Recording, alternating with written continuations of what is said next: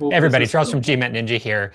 Today I'm talking to one of my favorite students who recently conquered the GMAT. Nearly 2 years of preparation on and off. Krunal started with a 530 on his first mock exam. That's on the old version of the GMAT. Got a 630 on the actual test for the old version of the GMAT, equivalent to right around a 595, 605 now.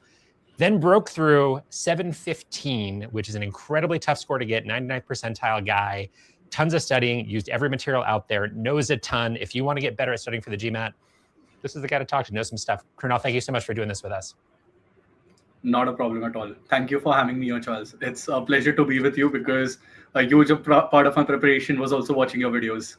Awesome. Thank you so much. Before we jump into what you did to improve along the way, tell us about you. So tell us about your career. What are your goals? Why are you suffering through the GMAT and applications?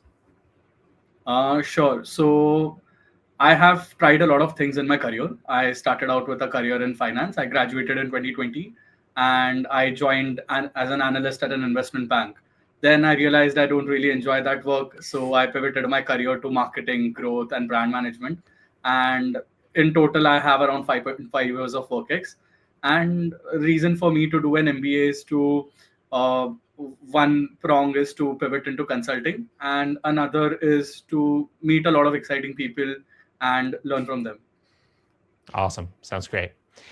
All right. With that, let's jump into kind of what you did. Yeah. So let's start from the beginning. So you took a mock test, you got a 530. That was on the old version of the test, no data insights yet. So tell us about that. Like, how did you feel? What were your goals at the time? So when you saw that 530 pop up on the screen, were you surprised? What was your reaction? So I did not go into that test with much expectation because I always had this notion in my mind that I'm not a good test taker. I suck at math and all the common things that you hear from people. And that was true somewhat because before my preparation, the last time I had studied math was roughly around 7 to 8 years ago. So it was a long gap. And to give you some context, I had forgotten what a negative exponent meant, and a lot of these basic calculations also I did not really understand the first time. So I had started from complete like ground zero, so I had no expectations at all. So 530, like I did not know, like it was a baseline for me. I googled it up, is it good, is it bad, and then I realized I roughly need around 4.5 months of prep to get to a decent score. So that was one thing. And another, which is a little personal, is that in India, everyone ends up giving some of the other competitive exams as they progress through their educational progression. And for me, I was fortunate enough to always duck that. I found ways to just cut the corners, move forward without giving those tests. So mentally, I was not prepared because in my mind, I was a very bad test taker because I had never given one. So getting that 530 was like, again, like it set a very realistic target for me that hey, this is the amount of effort I need to put in, this is the kind of study I need to do to reach like a 700 score, because that was my goal.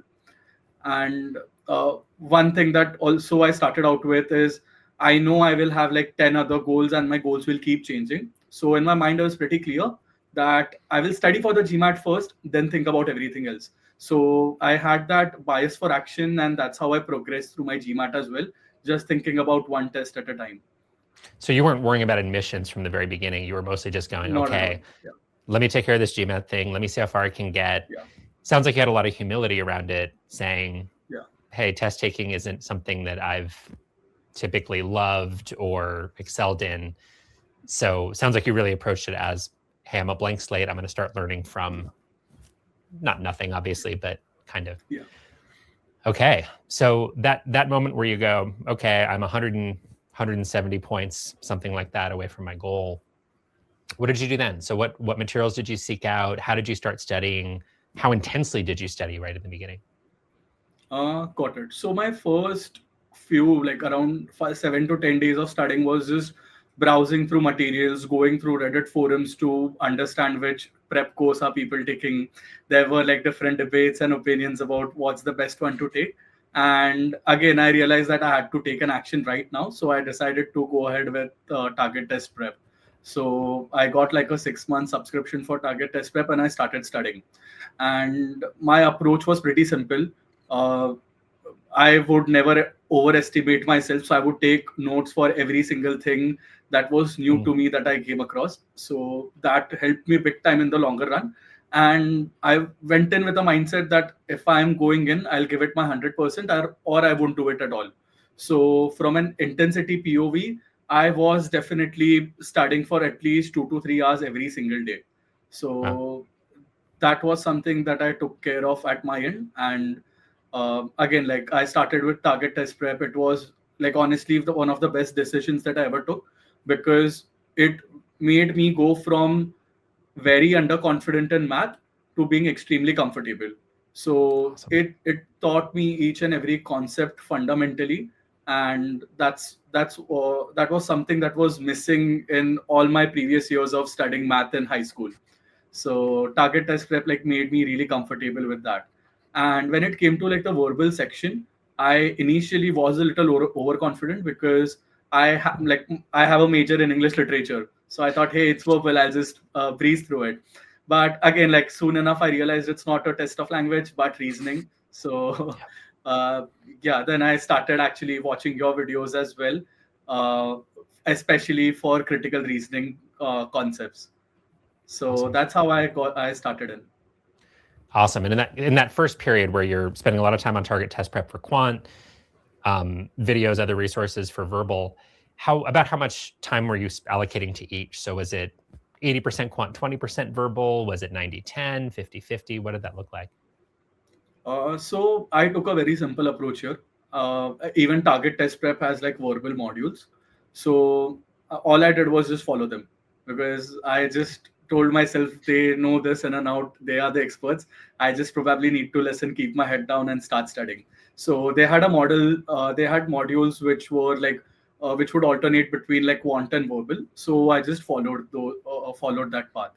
And again, like from a time uh, perspective, I would definitely allocate like almost 60 to 70% of my time towards quant preparation, because that was like the major gap to fill in. And verbal, Awesome. like remaining whatever time I had, I would just spend on RCs and CRs. Awesome. And for anybody wondering why we're talking about only quant and verbal, we're still in the old days. This is 2023, before the new version of the GMAT, sometimes called the GMAT Focus. No data insights on the test yet. That's coming in Krunal's life in just a moment. Okay, so you really took this humble approach, nice and systematic, 2 or 3 hours a day, grinding through quant, verbal. You didn't ignore verbal, which is awesome, even though it felt like more of a strength. When did you start taking mock exams again? So I started taking mock exams I started in June. So I started taking mock exams around August and September. Again, like I was Awesome. still covering a major part of my study and syllabus that was there. But I thought, let's just give it a go, because I also need to get into that test taking mindset. So I started around 15th or 16th of August and continued till my test day in October. Awesome. And tell us in brief, so in brief, how did that go? So what did your first mock exam, or I guess it was your second one, post Yeah. study, your first mock exam leading into your actual exam? How did that go? Did you see improvement right away? Tell us a little bit about that journey from starting those mock exams again, getting up to your test date. Got it. So, like, a first few of my mocks after studying were pretty horrible actually, Hmm. because I was getting more comfortable with verbal reasoning, because I already had some sort of edge there, because I understood the language and stuff, and I also picked up on the reasoning part quite quickly. But quant, I was yet to study a lot of concepts, so I was definitely not scoring well on quant. So my first few mock tests were like maybe around 570, 580, or maybe around 610 or 620. Okay. So these were the kind of scores that I was dealing with. And it improved, because as and when I started studying more, I started practicing a lot more. I started deep diving into more concepts. And eventually, like fast forward to like 1 week before the test, I actually ended up scoring around 710 to 720 on a mock test. Awesome. So yeah, And that was on an official MBA.com mock test, or yeah, was it awesome? Okay. that was an official mock test. Fantastic. Okay. So you're a week before your test, 710, 720. Had your goal evolved by then? Or originally you were thinking 700? Was that still what you were thinking as your test date Yeah, approached? absolutely. I was not like thinking too high. I just wanted a 700 score. Awesome. Okay. So you're ready. 710, 720 in your practice tests. Life is good. Tell us about that first real test day. Okay, so I still remember that entire moment like quite vividly. I walked into my mock exam quite confident, knowing that I've scored like 710, 720 in my mock test like a week ago. So I was pretty confident, and I thought like this is the last time I'm giving this test, and I'm just gonna get done with it. And I walked in pretty confident. I sat down, sat in front of my screen. Um, first 1 or 2 questions, I was just breezing through it. Then came a question with a curveball that threw me completely off the track. And like in hindsight, the wisest approach would have been to just mark and skip it, because I would at least progress. But I ended up spending almost 5 to 7 minutes on that one single question right in the beginning. So that threw me off guard. It could have been like a trap question. I don't really remember it quite well. And I progressed, and I ended up, that question messed up my entire mindset. Yes. And at that time, I wanted to get each and every question right. And that kind of evolved later in Mhm. the process. And again, like I was completely off my guard. I was panicking in every single question I was getting, and the entire anxiety, stress, and everything started seeping in. And I somehow managed to complete that exam, and I got a 630 score. And for those who are And unfamiliar, again, this is the old version of the GMAT. yeah, This is late 2023. That's equivalent to right around a 595, 605, if I'm not mistaken, on the new test. So yeah, it's as if you're looking at this through the lens of the yeah, 2025, 26 version of the GMAT, it's worse than a 630 yeah, sounds. It's closer to 600. Okay, so what you experienced was it's something that we see every day from our students. We see it all the time on GMATClub. Very, very common. People who walk in, they've done the work, they've worked really hard, they get into the test, and something happens mindset wise. Um, and I think in your case, it sounds like it's a very common death spiral of you get stuck on something and then you burn time, so you are behind and you have yeah, less time to allocate to the rest of those questions.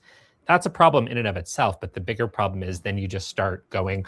It becomes really hard to focus, and it sounds like that's what yeah, happened. Was you were maybe struggling to focus a little bit as it was, but once you realized you were behind, then your brain starts going haywire and it's hard to yeah, concentrate. Does that sound yeah. about right? Exactly. So, for instance, we also had that AWA section in the previous GMAT.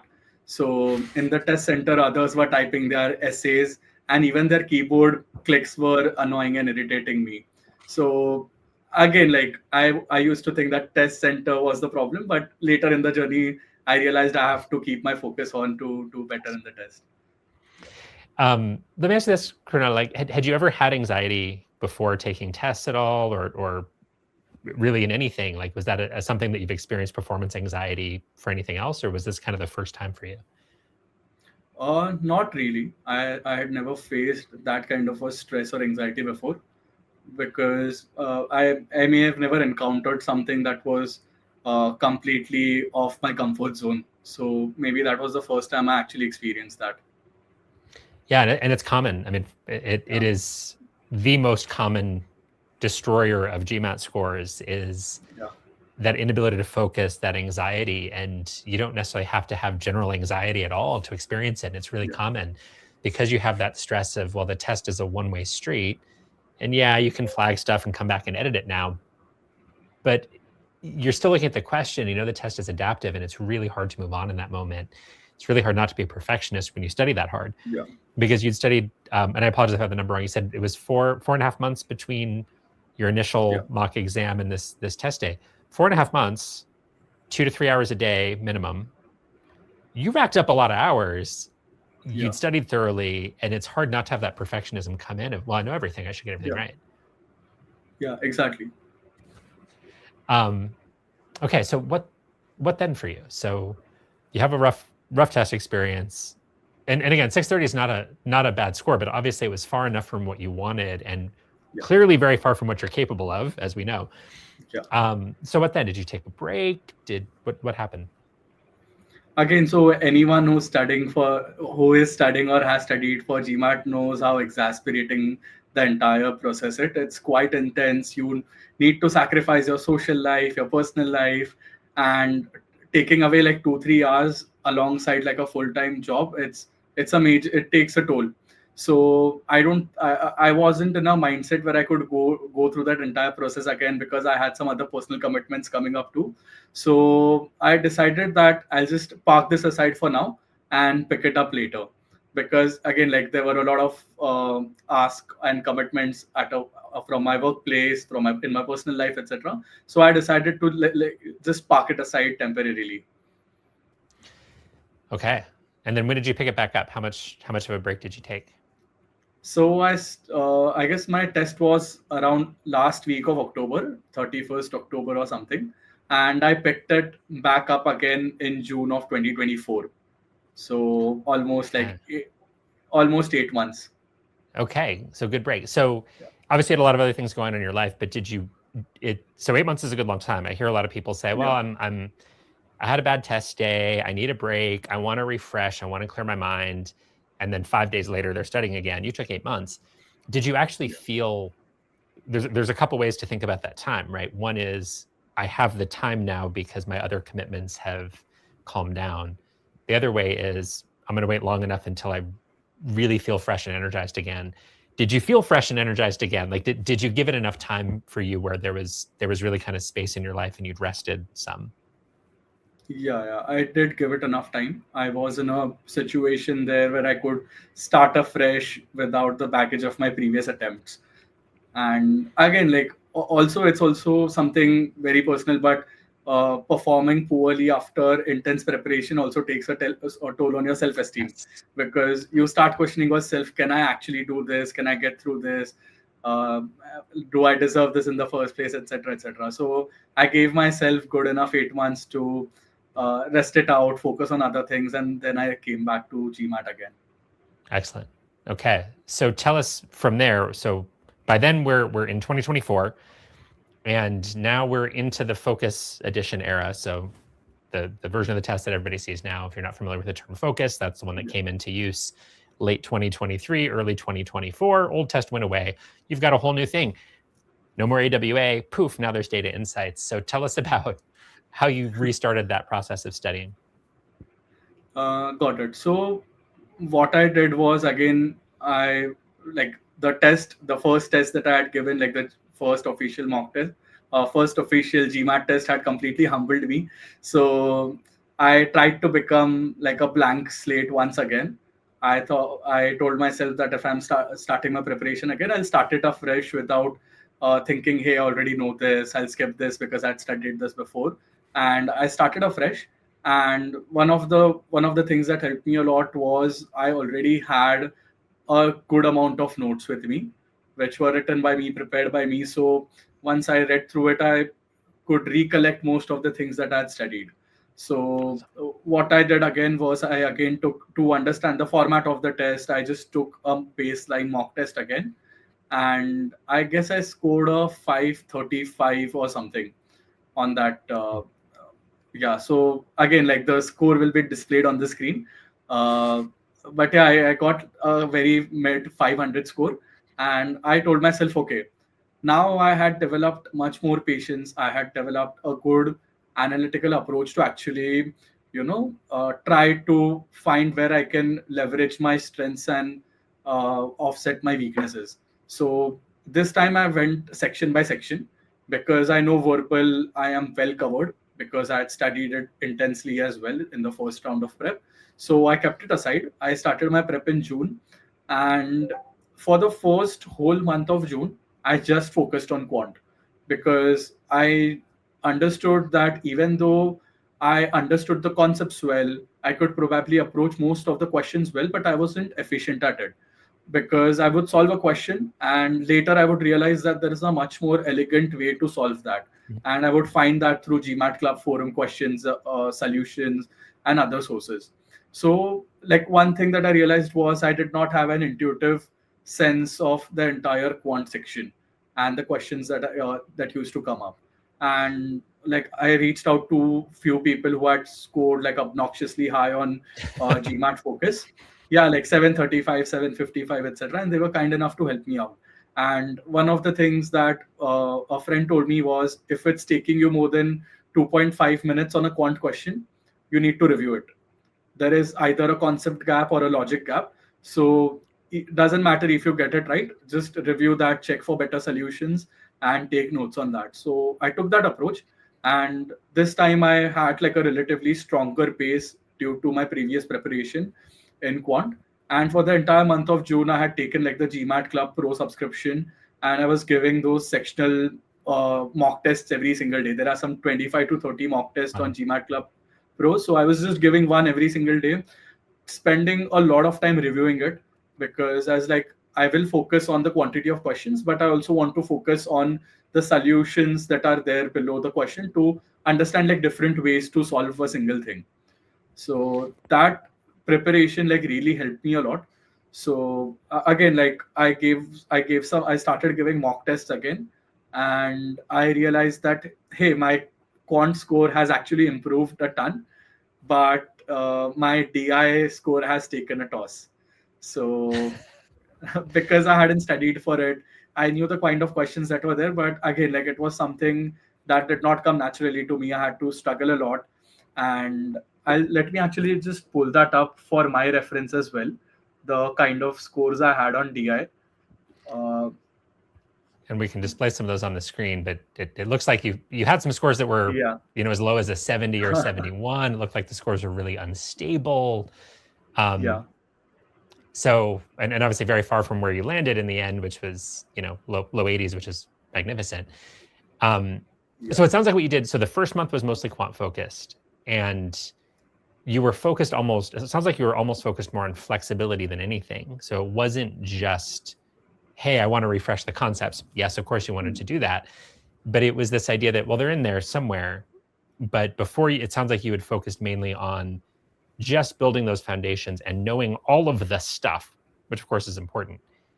But the key to the test, it sounds like you were kind of realizing, well, it's not just knowing the stuff, it's knowing which tool to pull out of my tool belt at which moment, because there might be a bunch of ways to solve a question. And if I picked a way that's a 3.5 minute solution when there was a 1.5 minute solution available, I need to get better at that flexibility. So it sounds like that was your big area of focus coming back to the GMAT after that 8-month layover.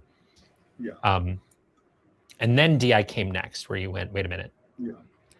the quant's there, why not the data insights? So what did you do for data insights? What materials did you use? Tell us a little bit about that process. Sure. So for data insights, I actually started with GMAT Club itself. I was solving a bunch of questions, and I had like login credentials from my friends who were also studying for GMAT from different like sources. So I was trying to refer to them, but again, like even after trying a lot, I was not able to improve in it.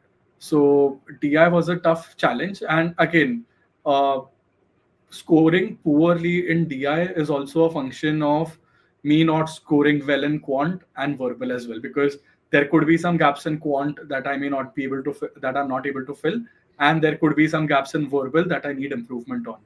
So again, like I was focusing more on a holistic preparation where I cover all the sections, and by this time around, I had like a target section score for everything. I knew I wanted like a Q84 on verbal. I knew I wanted like a Q83 to 84 on quant as well. And D, I just wanted to reach around like a Q80 score.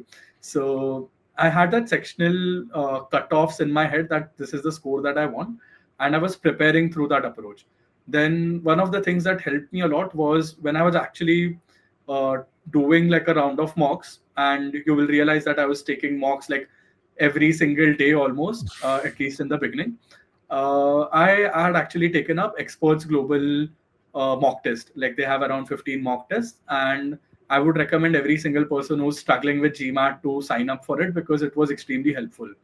And I realized that Experts Global had really good quality of DI questions, even in the mock test. So I was like, they have good set of questions in the mock test. So I just signed up for their entire portal, and I used their portal extensively to prepare for all the sections of data insights, all parts. So it could be like two-part analysis, multi-source reasoning. I was completely referring Experts Global, and at least I've like used a lot of different sources for all the different sections, and I think like they had the best DI question set out there. So I Awesome. really leveraged that. I went through the explanations, concepts, and everything once again, and I focused on solving each and every question, at least starting from like easy level and medium level questions, and then progressing through. So that intense preparation for DI through Experts Global was something that was really helpful for me. Awesome. Okay. And were you back to kind of 2 to 3 hours a day roughly, or was it more than that, less than that? What did your pacing So look I like? had a relatively free schedule. So I had like made it like a minimum 3 hours a day, at least for Wow. the first 2 months. Wow. So Okay. yeah. Okay. So a lot of quant right in the beginning of the restart in 2024. Added data insights, added verbal, kept it balanced once again. I think once you got going is what it sounds like. Tons of mock exams. Yeah. When did you start to turn the corner from mock exams into your practice tests? When did you know? When did you know you were ready, or when did you start to feel ready to take the real thing again?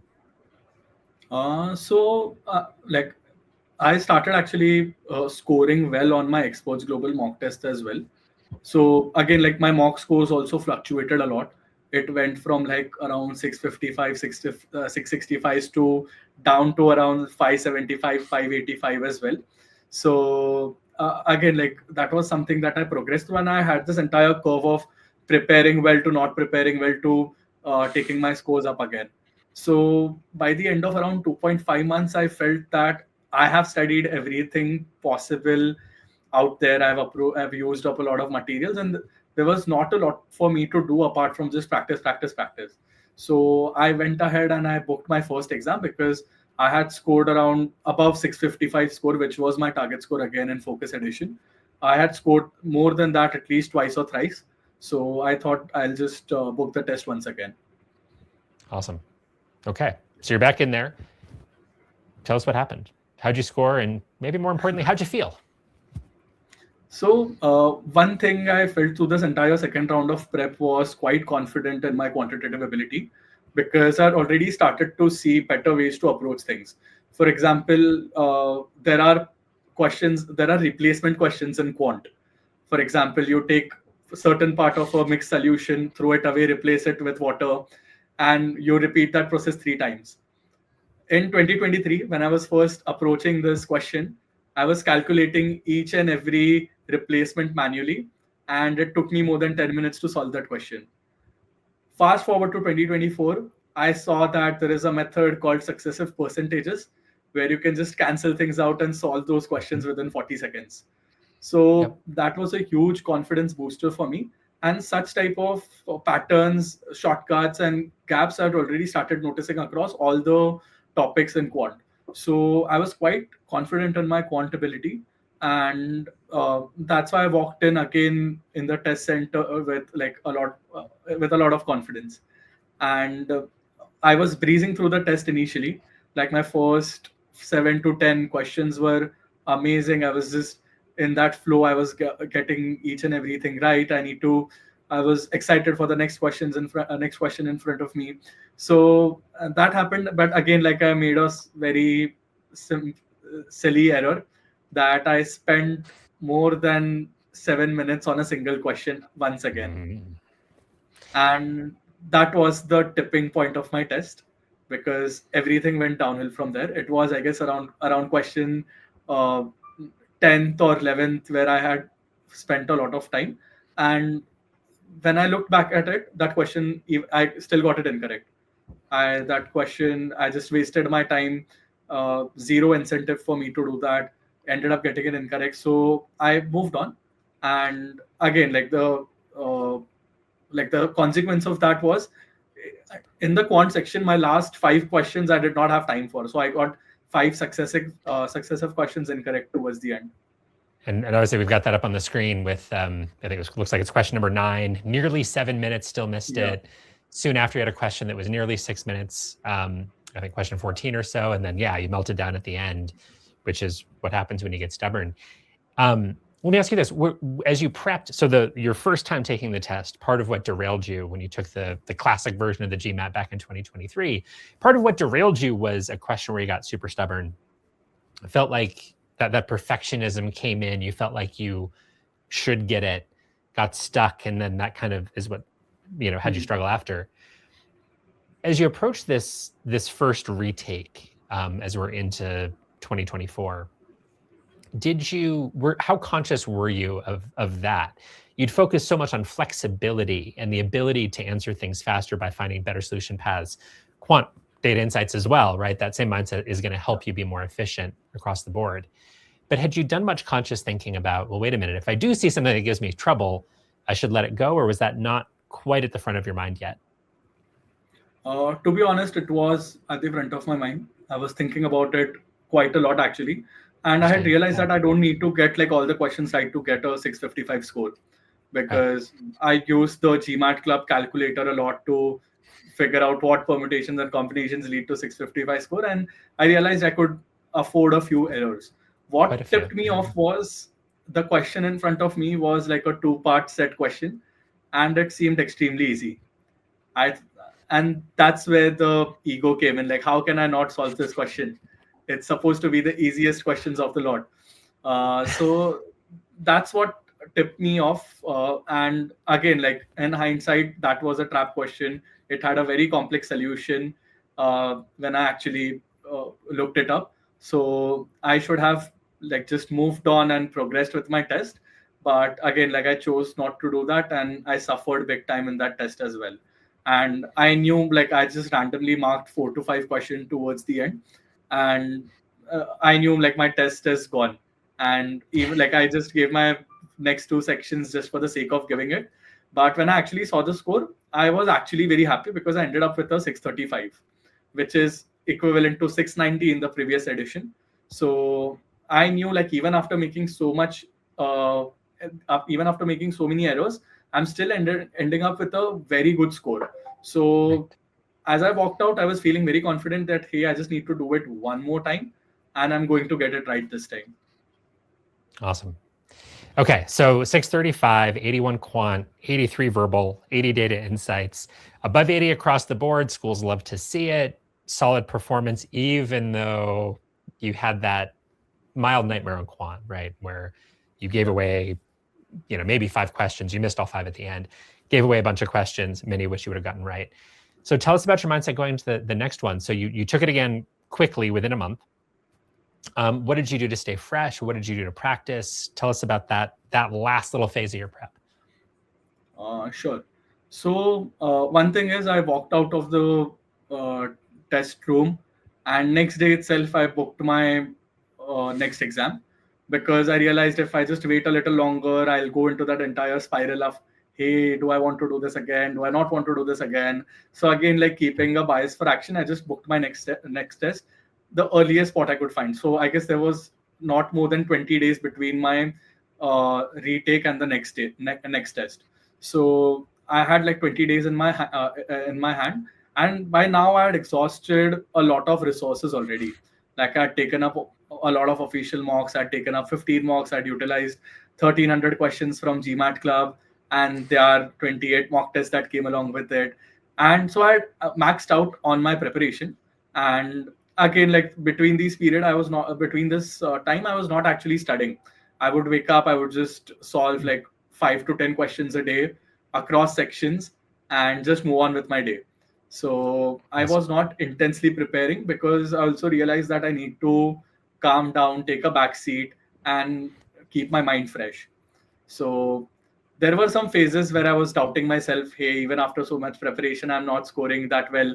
Should I retake this again, etc., etc.? But fortunately for me, I had already booked the test, so I had no other option but to go for it. Okay, so what's fascinating about your journey here, and obviously we already know the end result here. So you went in about 20 days later, get this magnificent score, 2 points away from perfect on quant, 86 verbal, 83 data insights, fantastic, 715, can't ask for better. That is such an elite score and amazing. So we know what happened, but what I find fascinating about your prep journey was, so you had 3 actual exams. and you had 3 distinct chunks. The first chunk was so much more focused on foundations, and you needed it.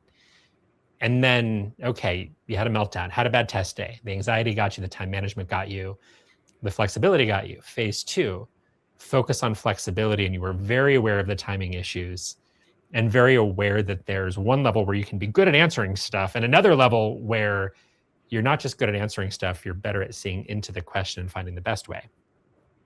Still got bitten by the time management.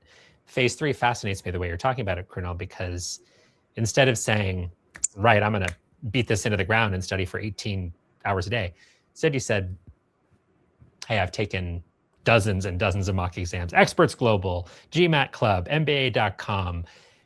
You were on the GMAT Ninja videos, lots of target test prep. I think there was some Magoosh in there somewhere too. I mean, you'd seen everything and said, right, what am I missing?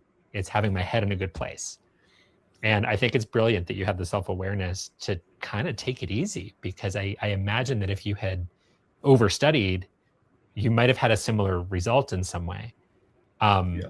So I guess let me ask you this, and I think it's probably self-evident from the result, but how did you feel in the test room? Like, did it feel radically different from the previous attempt? Oh, 100%. 100%. Because again, we go into a test room, at least the first time, thinking this is the end of the world if I don't get through. But that's not the case. You can always book another GMAT test. Like, sure, it will burn a hole in your pocket, but that's always an option. So this time I was quite relaxed. I was like, if not this time, then maybe I'll think about giving it again, or I'll just start applying with like a 635 score. So I already had a decent score, so I was not as worried as I was in my first 2 attempts. So I knew like this was not the end of life for me, as I had made it out to be in the first 2 attempts. But I walked in like quite confident, and I warmed up a little before the test. I solved like a 5 to 6 quant questions, 1 2 verbal questions to just get warmed up, and I walked in to the test room again like quite confident. This time something that had changed was I was not trying to judge how I'm doing during the test. I had kind of reached a flow state where the only thing that mattered to me was the question in front of me. There were disturbances around me. I couldn't care less about them. The only thing that mattered was, am I able to get this question correct? And after the first few questions itself, I actually started enjoying the test. I was like, hey, this is a new puzzle for me to solve. Let's see how I go about it, etc. So that mindset was pretty helpful, where you are completely focused on the target in front of you. So that was something that really gave me a good leeway into the entire test, starting with quant. And again, I struggled with time management a little as well. In one of the questions, I actually used up around 4 to 5 minutes, if I'm not wrong. And we'll put that on the screen side by side with the old one. So really bad time management on that first Focus Edition test for you. Second one, still a little bit of stubbornness, but it wasn't horrible. It wasn't so much that you couldn't overcome it. And it's perfect. This looks great. We don't want anybody spending as long as you did on that one question, but still so much better. Yeah. And again, I realized I don't need to get it correct. So I just marked and moved on after like spending some time. And in my previous attempt, I had panicked a lot, and that had led to my downfall in the test. But this time I had my head in the game. I was like, I'll recover it. It's no big deal. And I recovered a lot of time in the subsequent questions. And I ended up with like a good place at the end of the quant section. So that was pretty helpful for me. Perfect. All right. I think it's probably a good spot for us to start wrapping up. What I find fascinating about your journey, it's like you have kind of these 3 it's the foundations, it's the becoming a fundamentally better test taker, and then it's that last phase, psychologically becoming honestly a completely different test taker than you were the first time. And this is what so many people struggle with. I think when you first start studying for the GMAT, especially if you're a long ways from your goal, or your quant foundations are shaky, the feeling is this is like a test I took in university or high school, and I study and it'll be fine. But for most people, the barrier is more likely to be mindset, performance, time management, flexibility. Those things are often a much bigger deal than the content itself. So how about we wrap up with one question that is you've talked about it some already, but what's your advice for folks who need to find that flow state? You put it so well that you worried about only the question in front of you. You blocked out absolutely everything else. That is amazing, and what we want everybody to do. If you want to perform your best, that's the state of mind you want to be in. So for somebody, especially if they're just starting out or if they've struggled with it, the actual test a few times, what are your pieces of advice for getting yourself to that flow state where you're just focused on the question in front of you and nothing else? Good question. I guess one of the things would be to actually prepare as much as you can, because again, like, you reach a flow state in a way where the challenge in front of you is proportional to your ability. If the challenge is too tough, you don't reach there, you give up. If the challenge is too easy, you're like, I'll just move on, this is no big deal. So when the challenge is proportional to your ability, you actually arrive at that flow state. So step one would be to prepare as hard as you can, as intensely as possible, and also preparing very logically.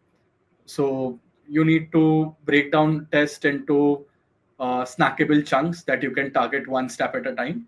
For example, like, the last mile prep is also very important.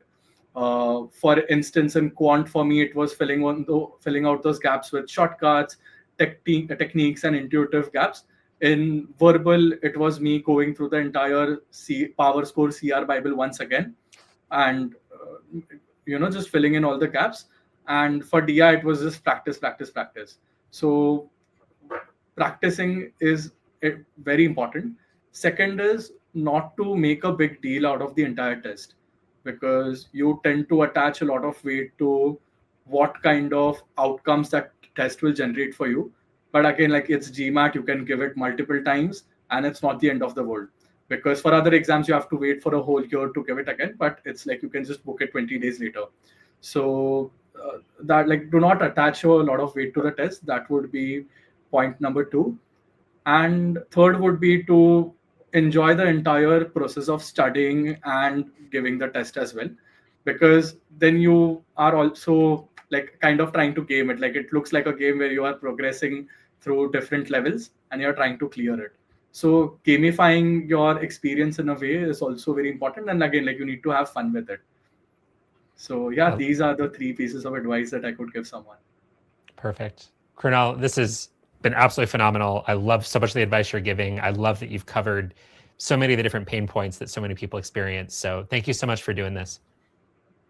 No problem at all, Charles. Thank you so much for running an incredible YouTube channel.